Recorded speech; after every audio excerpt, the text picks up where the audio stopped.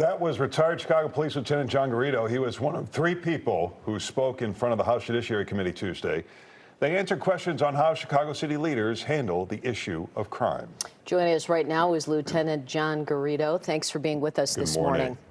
Good morning. Thank you for having me on. When we were listening to a lot of the testimony, we heard a lot of different statistics, and I think people in Chicago get not only numb to crime, but they also are very confused by numbers out of context. Is crime actually down? They say it's down 13% year to year, but carjackings are up. What should people know about the actual numbers? So the numbers are real. They're real people. They're victims, right? So I don't know that any victims are concerned about how many we had last year or this year, but the fact remains, just in the last 3.5 years, we've had 15,000 people shot and almost 3,000 people murdered here in Chicago. And I can tell you from my experience of being on the police department, in 1991, there were 900 murders. That was when I came on. That trend went down to almost 400 murders in the mid-2000s, and now we're trending back up with 738 last year.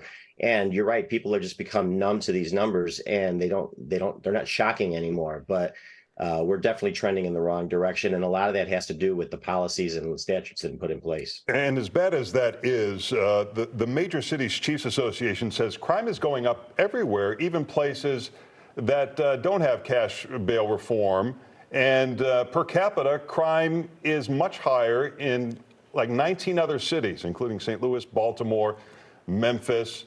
So can you give us a more accurate picture of what the situation is, knowing that evidence? Right. And again, I don't think anybody here who's lost a family member to a murder is going to care what crime is in St. Louis or Los Angeles or New York. The fact remains, what are we doing about it here? And things like a foot chase policy that restricts our officers from chasing people.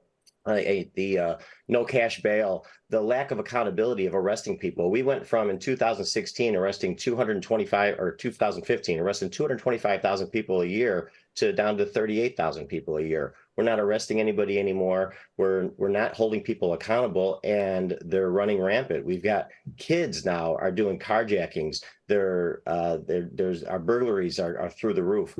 They're actually carrying guns when they're doing catalytic converter thefts now, and shooting at residents when they're confronted. So it is becoming more dangerous, and the numbers are going to play a little bit from here and there. Maybe we're going to be down a little bit, we're going to be up a little bit as we go, but we're trending up overall, and we need to change direction to make it safer for our city. Talk about the impact it has on police officers. You told a story about one officer and the impact of an officer being afraid to pull their gun.